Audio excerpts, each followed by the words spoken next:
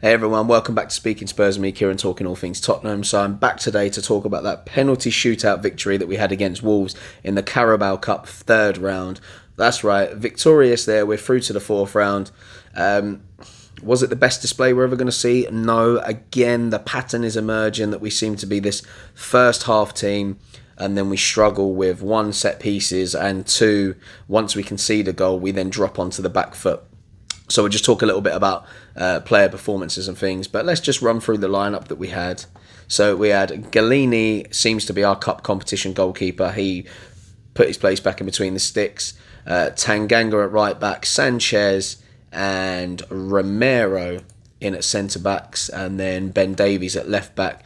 Oliver Skip with Tanguy and Ndombele and Dele Alli and Lo Celso making up the midfield. With Harry Kane up top and Hill kind of doing what he does at the moment, which is making a nuisance of himself around the pitch, but he predominantly stuck to the left-hand side. So, the game was good from our perspective. We had, 2 goals within 23 minutes, so that attacking work that we put in against Chelsea, we're now seeing the benefits from that with the goals. 2 fairly well taken goals in my opinion. The first one just come down to pure determination of our players. Skippy putting himself in there, then Tanguy and Ndombele jumping into a challenge, riding the ball out with a nice little finish. And then Harry Kane's goal came from a great ball from Dele Alli, lovely weight on it, played nicely. And Harry Kane, when he's in them positions, only does one thing. The more time Kane has to think about a shot, the better he seems to be. Whereas a lot of other strikers, the more time they've got, it leaves them with more time to put themselves off. But, there we were, 2 goals to the good. And then the set piece hits, and, it's just terrible marking, really. This one was Ndombele just wasn't really with his man. And these are the moments that let him down as a player. I feel he's just sometimes not strong enough in the challenge. His ability to stick with people sometimes just isn't good enough, and that was evident there in that. And then their second goal, it was a nice finish. Let's put it that way. There's no other way of saying it. It was a nice finish. But yeah, it led us into the penalty shootout. Not without chances. We actually started the second half pretty well, and just allowed Wolves to grow back into the game at times. Obviously, we're still adapting to this, new fitness regime that's being put in. And as we know, under Jose Mourinho, fitness wasn't something he focused on because he expected the players to do it. But hey, if we can get away with not doing extra fitness as adults, you know what it's like. We will. Because I do. If I don't have to go to the gym, I won't go to the gym. And most of the time I don't. I just do my football training on a Wednesday and play the games on a Sunday. Look, at the end of the day, whether they're being paid massive money, they're only human and they'll get away with what they can. So, Wolves got away back into the game. We had the penalty shootout and it was good. The penalties on the majority from us, came with a lovely finish. Reguilon came on, cracking finish. Hill with a pretty similar finish to Hill. Højbjerg, he missed a penalty in the Euros as well, didn't he? So he's missed another one now. Obviously, the one in the Euros was under different circumstances, emotions running high. But yeah, all in all, not bad. Gollini made a save, a bit more comfortable than other penalty saves you might have to make at times. It wasn't the best penalty, so kind of expected him to save that one. And it's not a lottery penalty shootouts, and Nuno kind of reiterated that there is, a lot of skill and technique and stuff that goes behind them. They worked hard on it, and if you've got the right mentality as well as the skill level, you're going to win. But let's talk about those individual player performances now. So, Gollini, he didn't really have too much to do other than, getting the ball out the back of the net from Dendonker's header. Let's face it, it was a good header. Tanguy and Ndombele, obviously, we've said, was just nowhere near tight enough to him whatsoever. Gave him, time to run onto it. There we go, that's in the back of the net. And then Podence's curling shot. Not much you could do about that, to be honest, but he made a save in the penalty shootout. Pretty average performance, really. Nothing great, nothing bad. Tanganga, he dealt well with a lot of what come down his side in the first half. Look, the thing about Tanganga, he's quite feisty. He makes a lot of fouls anyway, as we've seen in the games this season. Against Man City, should have had a yellow card earlier. He ended up getting himself sent off against Crystal Palace. He picks up bookings, and in this game, he made a lot of fouls.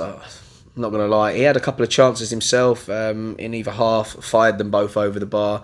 The second one was a good bit of interplay with Kane. Made a little run, Kane put it down, boom, fired it. He just went for pure power, levered it over the bar.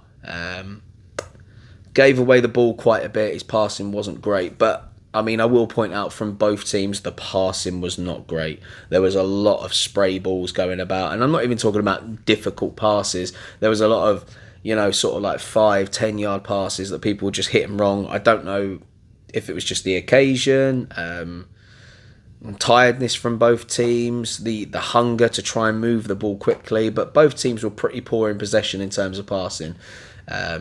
And then Tanganga was obviously taken off. He was replaced by Reguilon, who came on just for the penalties, really. Sanchez in at centre-back again. He worked hard alongside Romero, pretty much for the first time. Again, handled much of what came his way, defended when he needed to. He does these weird shoulder barges as well, doesn't he, that just kind of goes wrong. He had one of those early in the second half.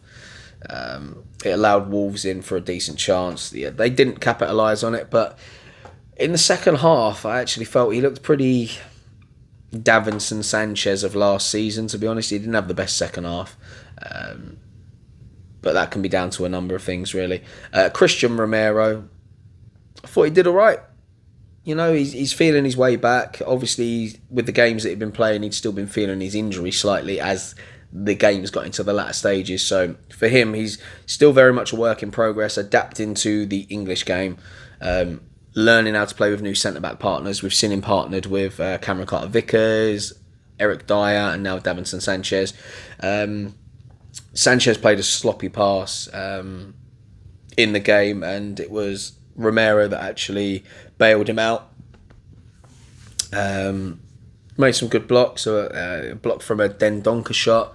So for him, fairly good performance. He's quite intelligent. There was a few times when Tanganga kind of got caught out, and we see Romero running across and making some tackles in our box, which was good to see.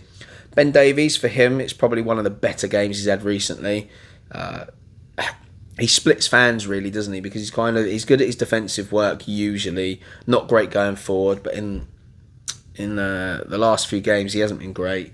He's given away a penalty, allowed players to get round him for shots when he should have made himself more of a nuisance. But all in all, his time at Spurs, he's been a steady character, I'd say, and a fairly decent defender. It was one of his better days. He tried to get down the left-hand side when he could, but we know attacking's not his strongest point. And, he had Hill on his side, who he allowed to do most of the most of the attacking. There's your one for today, Gunslinger, their tongue tie. But yeah, he made a crucial interception 88 minutes into the game. It stopped the pass from getting through to Adama Traore in the box. But yeah, defended well through most of it, not too many complaints. Oliver Skipp, this guy is going from strength to strength for Spurs. He's going to get a lot of game time this season. With Tanguy coming back into the fold, it might limit some of his Premier League minutes this season, but we're in plenty of competitions at the moment. He's going to get a decent chunk of game time, great for his development. He made showed a lot of strength in the 50-50 challenge, which actually led on to Tanguy Ndombele's goal. Some good passing. He made the interception for Spurs' second goal when Dele Alli set up Harry Kane. But yeah, busy. He makes himself very busy, gets about the pitch, putting some big tackles on Adama Traore, which is massively important because we've all seen when Traore's on his A game what he can do. Although lack of end product, he creates a lot of chances and space for other people. He's a bit of a nuisance. Tanguy Ndombele, it's evident that he's making his way back into the squad. For whatever reason he was out, who really knows, but I was impressed with him for his goal. He showed good desire, jumped up into the challenge to get the ball, controlled it well, broke into the box, and then does typical Tanguy Ndombele stuff, and turned back inside to completely wrong foot Willy Bolly and a nice finish into the net. Silky, as usual, when's he not? But yeah, he lost the ball a lot as well. The same as everyone. Like I said, the passing was a bit all over the place. It was him that lost the ball just before the hour mark that actually allowed Wolves to score their second goal. And as we've already spoke about, I said that he was the reason that Dendoncker got through for his header from the set piece. And that's not just Tanguy Ndombele. We've been pretty poor from defending set pieces last season and this season. He lasted the 90 minutes, which is good. It shows his fitness is coming back. But, you know, those two major moments that led to goals really is something that he needs to cut out of his game now. Just needs a bit more sharpness, awareness. But that's going to come with time because he was fantastic last season in the end under Jose Mourinho. Dele Alli. It's becoming a real pattern, and I said this in the last video. Look, he works really hard. He's doing his defensive duties. In terms of attacking sense and link-up play, at times he's very rusty. He did play a very, very, very good through ball for Harry Kane for his goal. But apart from that, you know, he had a few little moments. He did put the ball across for, was it Hill? Yeah, when Hill was denied by the goalkeeper. That was Dele Alli as well. So look, he's having his moments, but we need Dele Alli to have more of these moments. We need to get him involved more.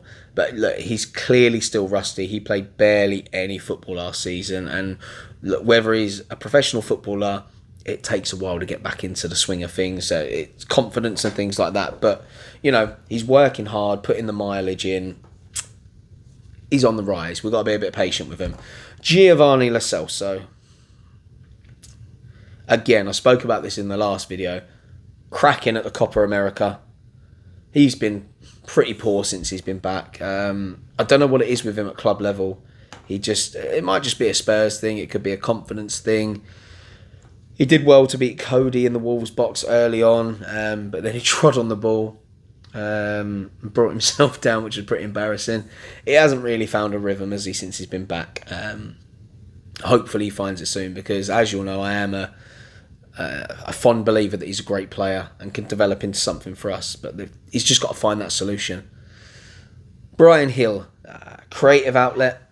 He set up a number of chances for his teammates throughout the first half. He could have put us in the lead with a sliding effort from close range, but Ruddy saved that one. I think he's getting there with time. He's a young player. He's definitely one for the future, but I'm impressed with what he showed so far. And I think a lot of fans are enjoying watching him run about. Positional discipline isn't always the best at times. That is definitely going to come with experience and, you know, being put into a proper setup in a Premier League team. He had a lot more freedom when he's on international duty with, the Spain under 21s, 23s, whichever one of that is. He gets a lot more creative freedom in there. He's playing with people his own age, more his own kind of frame and stuff. You know, it's a big battle in the Premier League, toughest league. You're coming up against big, strong defenders. He'll get there. So far, I'm really impressed. Cracking penalty, obviously, very nicely slotted into the top right-hand corner. Good whip on it. Impressed with that. Cool and calm for his age. Definitely one for the future. Harry Kane. Best performance in a Spurs shirt? No, not by any stretch of the imagination. But is it an improvement on what he showed recently? Yes. Yes, it is. Look, I'm assuming there's still a hangover from the transfer window, a little bit of a hangover from, you know, the internationals and things like that. It's going to be a process with Kane. I think he's got some things to figure out in his head. But he was better. A good run for Dele Alli's ball. His finish, great. You know, he had all that time to pick his spot as he's running down towards Ruddy, creating himself some space. Lovely little finish. More involved than he certainly has been in the previous games. I felt like he's been non-existent, missing. Certainly wasn't involved as much as he was last season, but still, look, again with people, this is a process, and I think we forget that sometimes. You've got to feel your way back into a team. And we've seen this several times, like when Harry Kane comes back from injury, it always takes him 3 or 4 games to get into the swing of things, and we're always like, oh, he's still injured and blah, blah, blah. Some people take a while to feel their way back in. I have no doubt Kane will be firing the goals properly again. He had a header from sort of like point-blank range that Ruddy managed to save. His penalty, obviously, is Harry Kane. Great penalty. He loves putting it into the side netting. So a better performance from him. The subs, Sonny came off the bench on about the hour mark. He set up a great chance for Kane with a pinpoint cross. You know, he was a threat, which is good because he'd been pretty quiet in the last few games that he'd been playing. So that's a good sign from that perspective. Højbjerg, as usual, you know, he replaced Dele Alli, gave us some energy like he normally does. He missed his penalty in the shootout. He does what he does at the end of the day. Reguilon was pretty much just brought on to take the penalty. So he came on, he did his job, excellent penalty. So that takes us through to the next round. We are now in the 4th round of the Carabao Cup. May this cup run continue. We're certainly going to need all the games for these fringe players in our squad to develop and these youngsters to really stamp a place within the Spurs squad. So I'm looking forward to that. And then we all know what's up and coming. The North London derby. I'm glad we got a win under our belt, whether it was from a penalty shootout or not. It's important to get a win. We've had a slip in form in the last few games. We've been conceding goals. And bear in mind, we still conceded 2. So we're going to have to sort that out. And unfortunately for us, Arsenal have kind of, you know, started to feel their way back into the swing of things. So they've had, 2 Premier League wins and a cup win now. So look, it's going to be more difficult than we thought it was going to be. Hopefully we'll be up for it. And this win will push us on because, you know, winning breeds winning, which unfortunately Arsenal have now won a few games, so they're going to go into that game with a bit more confidence. So it's a Sunday game. It's the late kickoff on the Sunday, 4:30. So you know we've got plenty of time to have a drink before the game, get ourselves G'd up for it, get behind the boys.